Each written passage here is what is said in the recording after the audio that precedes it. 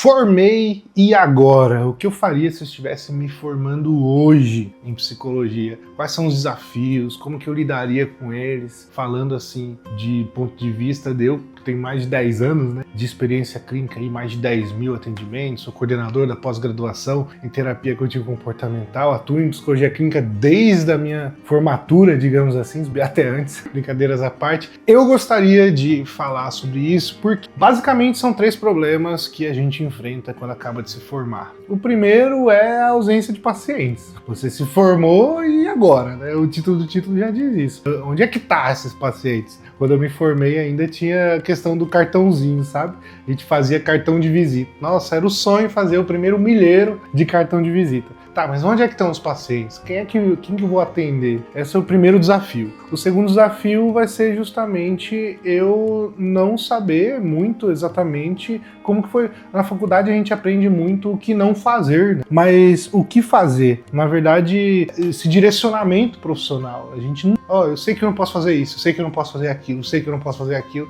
Mas e aí, o que eu vou fazer? O que eu posso falar? O que eu não posso falar? Como eu posso divulgar? Como eu não posso divulgar? E o terceiro sentimento é de estar perdido, estar inseguro ali já no atendimento, quando tá 2 pessoas numa sala ali. Teoricamente, a carga horária do curso, ela traz um tanto de experiência, mas na prática ali a gente acaba fazendo bem menos do que a gente entende ser necessário. A formação é generalista, e agora eu estou na psicologia clínica, né? E esses são os 3 principais desafios. Então, logicamente, seguindo uma ordem lógica, eu quero discorrer sobre esses 3 assuntos hoje e dar uma dica bem bacana assim no final, tá certo? Bom, não tem como eu falar sobre isso sem falar sobre a minha história, né? Meus principais desafios, como que foi ali os primeiros anos, os primeiros meses, os primeiros dias. Eu lembro como se fosse hoje meu primeiro atendimento. Eu tava numa clínica social, sabe essas assim, que paga bem barato, que já vem debitado da conta de luz e tudo, já o atendimento, e um valor bem baixo, era uma senhora. A sala que me colocaram lá, né, pessoal recém-formado, botaram lá numa sala que também era da fisioterapia, então eu atendia numa mesa, a pessoa numa cadeira normal mesmo, e do outro lado tava aquelas bolas de pilates, tinha pia, sala, tinha uma maca na sala. Eu lembro como se fosse hoje, eu lembro do olhar daquela primeira pessoa que eu atendia, era uma senhora, não me lembro o nome infelizmente, mas eu lembro muito desse momento. E lá no fundinho, assim, de uma clínica social e, enfim, esses eram os desafios. Valor, eu nem vou falar valores porque vai estar não corrigido, né, mais de 10 anos atrás. Mas o que eu posso dizer é que os valores avançaram um pouco, pelo que eu vejo aí dos repasses, né? Era 20 e poucos reais ali, vou falar, vai. E eu atendia muito. O que eu fazia ali? Eu busquei clínicas sociais, busquei ali algumas parcerias e eu não tinha clínica. Quem me ajudou foi uma colega de sala, a Carla. Ela estudava, ela fazia psicologia, ela estuda até hoje, está fazendo doutorado lá em psicologia junguiana. A Carla, ela fazia psicologia escolar, então ela tinha naturalmente toda a parte do dia livre do consultório. E aí ela me cedeu, falou: Sérgio, vai lá, usa lá. Se você não tiver o dinheiro, eu não tem problema, tá lá sem usar. E assim, foi uma coisa assim, até que mexe com a minha fé, né? Eu falo que bem de Deus mesmo, eu nunca precisei pedir essa palavra. Assim. Às vezes assim, pegava o dinheiro, era o dinheiro da Carla, e o dinheiro assim de uma coisinha ou outra, né? Esses são os primeiros, o dinheiro da supervisão, o dinheiro do grupo de estudo e o dinheiro da Carla. Olhava assim, poxa, eu tenho 20 reais, assim. Mas era isso, e era assim, um tempo, recebia todo tipo, recebia casal, porque daí com convênios, né, você vai recebendo, e é isso que eu indico, você não olhar muito pro valor no começo. Claro que você não vai trabalhar de graça, óbvio, né? Mas que você tenha... Veja, agora você está... Na medicina tem muito isso, né? Que é a tal da residência. O médico... E a residência é assim. O médico faz 50 horas, 60 horas. A residência é porque mora mesmo no hospital, né? E recebe um auxílio ali que basicamente dá pro básico, sabe? E então... Mas veja, aquilo já é uma conquista, porque até então você pagava para aprender. E quando a gente sai da faculdade, a gente tende a achar que a gente está formado. Aliás, eu não gosto muito dessa palavra formado, porque parece que você já criou forma daquilo, sabe? Então, se formar é tomar forma daquilo. Talvez, assim, você foi certificado daquilo, tá? Agora você tá numa profissão regulamentada, etc e tal, mas formar, você sempre vai estudar, você sempre vai estar buscando. E aí, essa é a ideia. Eu sempre indico, olha, vá onde for, nem pergunta o preço, 15, 20, 25, 30, vai à tenda, não à tenda de graça. Tem uma aula que eu quero deixar aqui, que é a função terapêutica do dinheiro, porque que a psicoterapia não pode ser de graça, né? Existe uma função terapêutica no dinheiro, ainda que seja, sei lá, R$5, R$10, igual é lá na clínica social, lá da clínica escola, mas o atendimento gratuito, o dinheiro ele tem uma função terapêutica, tá tudo lá naquela aula, tá bom? Agora, qual que é dentro disso eu fui atendendo e demora um pouquinho mesmo, assim, para você perceber que o negócio tá girando. Você começa a perceber quando uma pessoa fala de você para outra. Esse é o principal indicador, né? Quando você passa, então, e vem uma indicação de alguém. Mas as primeiras indicações, na verdade, vai ser porque assim, encontrei um psicólogo que é barato. Então, quando você se forma, com raríssimas exceções, pessoas assim, que já estão numa outra formação, que já fizeram uma faculdade já com muitos outros cursos juntos, que se prepararam muito, né? Que já possuem um background, geralmente profissional. Psicologia é bem difícil se formar com 20 e poucos anos, né, em psicologia. Então, em raríssimas exceções, que você já chega assim com um know-how, digamos assim, na psicologia não. Mas, quando você atende muito, você começa a criar esse know-how, você começa a criar essa experiência, esse traquejo. E atendendo muito, não vai faltar. O que eu percebo? Eu percebo que, de repente, a pessoa tem um outro emprego e aí ela acaba, então, lá eu ganho mais. Aí ela fica naquela... Então ela acaba não se dedicando tanto, porque o patrão dela que tá pagando, né, as horas dela vai querer a dedicação dela aqui, às vezes até 8 horas, às vezes até mais. E aí o que sobra de tempo, a psicologia fica ali com a sobra. Entendendo que empreender, né? Nós somos um profissional autônomo. Esse é o grande desafio da psicologia. Então, empreender, ainda mais no Brasil, que não é para amadores, empreender é uma atividade de risco. Você vai pagar imposto, você vai receber repasses mínimos, você vai pagar caro no aluguel, você vai ter desafios burocráticos, desafios, etc. A gente vai ter muitos outros correntes que te dificultam de levantar voo, mas se você pega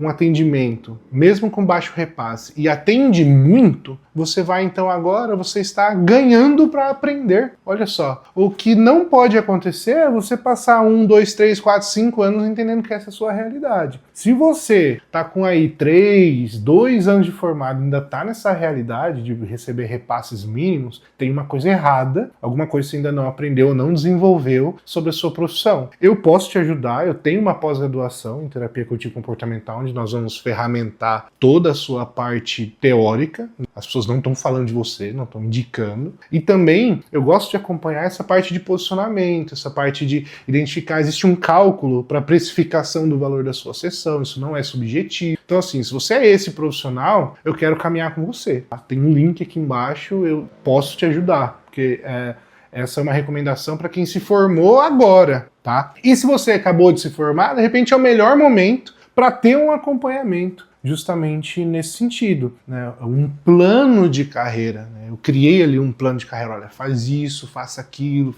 outro. Eu tenho uma aula só sobre isso, o que nós vamos fazer nesse sentido. Então, desafios de paciente, você vai resolver fazendo essas associações. Seja clínica social, seja clínica popular, seja... Não aquela... Às vezes eu até brinco, né? Aquele, acho que é Lucas, alguma coisa. Você procura aí, quem pega no arado não olha para trás. É uma fala de Jesus, nem me lembro o contexto, mas é que me vem na cabeça sempre que eu tô falando disso. Vai à tenda. Você se formou, você tem lá 5 anos de estudo, existe o payback disso, mas você optou se dedicar para isso. Não se distraia com outras ações, calibre o seu estilo de vida para aquela remuneração, entenda que isso é algo temporário. Você já fez isso enquanto você era estudante, né? Estudante geralmente tem orçamento super apertado, então segura mais um pouco, você não vai sair da faculdade ganhando R$30 mil. Mas dá para chegar nisso. Agora, não é o momento. Então a gente vai. Eu lembro de algumas reuniões que a gente faz, olha, qual que é a sua expectativa de rendimento, né? Quanto você vai fazer em psicologia? E aí é curioso que a pessoa acabou de formar, assim, realmente vem com um valor meio inflado, assim, você olha, a média nacional, assim, quem conseguiu esse valor foi de uma plataforma de investimentos. Tá? Então tem lá psicólogos, quanto geralmente ganham por mês, que os psicólogos eles responderam. E tinha lá todas as profissões. Ou seja, quem está numa plataforma de investimento são os psicólogos que estão fechando no azul. Ou seja, já criaram ali a mentalidade de investimento. Então quem está fechando no azul, a média salarial ali era de R$ 4.997 em 2024. Tá? 5 mil, vai, arredondando aí.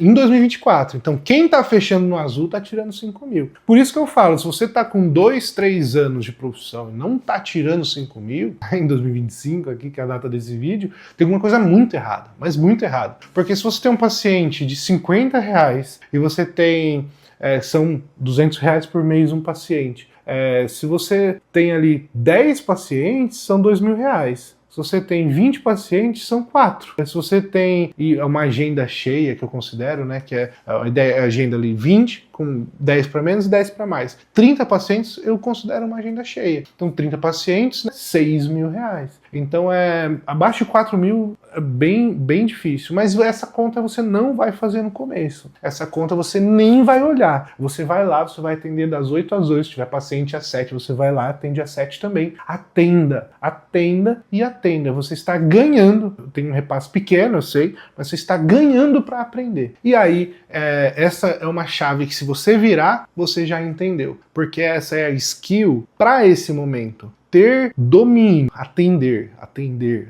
errar, acertar, mas atender. Essa ideia, né, o piloto de avião, ele é formado nesse formato, né? Ele tira a carteirinha, o certificado lá. Veja, a faculdade não te fez um bom psicólogo, a faculdade te fez um psicólogo. Tá?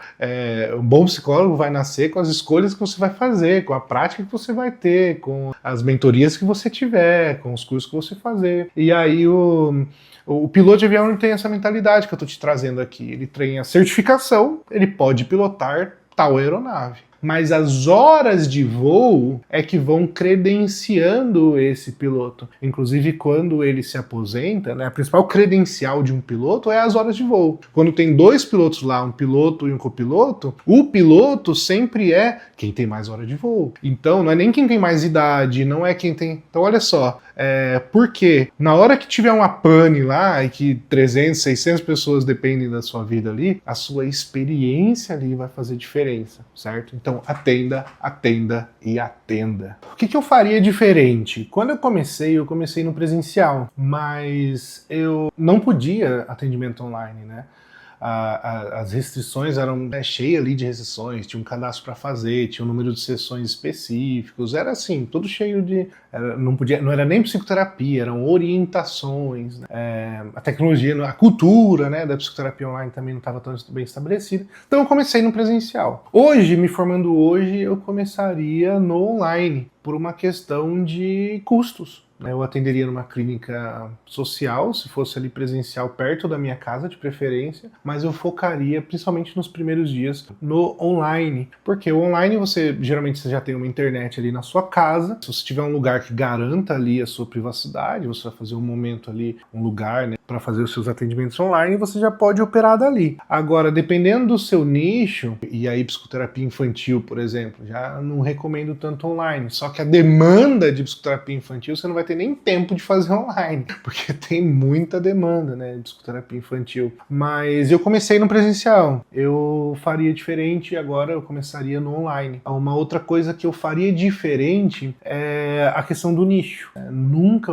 ouvi falar de nicho, acho que eu devia ter mais, sei lá, 5, 7 anos, né, de formado. Hoje você tem a possibilidade, já se fala muito sobre nicho. Então quando eu falo atenda já identificando quais pacientes você tem mais traquejo, quais demandas você se interessa mais em estudar, qual público, né? Tanto idade, sexo, o próprio diagnóstico, né? poxa, essa pessoa, por exemplo, eu desde o começo eu sempre tive muita facilidade de lidar com transtorno, ansiedade e doença, né? Todos os casos até hoje que eu recebi com transtorno de ansiedade e doença, talvez até porque é facilmente manejável, né, com terapia cognitivo-comportamental. Todos os casos com transtorno de ansiedade e doença que eu recebi até hoje tiveram um bom prognóstico. E eu percebo uma habilidade pessoal de lidar com essa demanda, né? Talvez até uma preferência nesse sentido.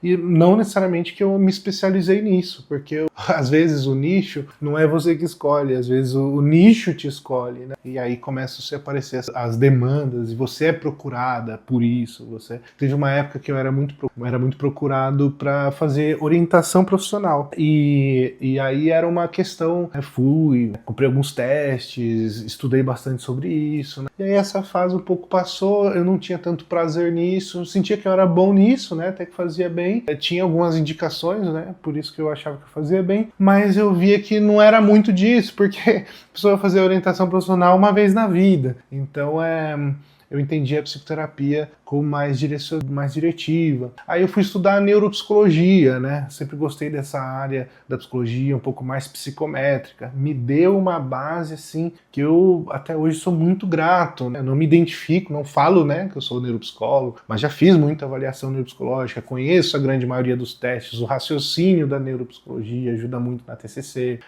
análise do comportamento, estudei muito, fui muito...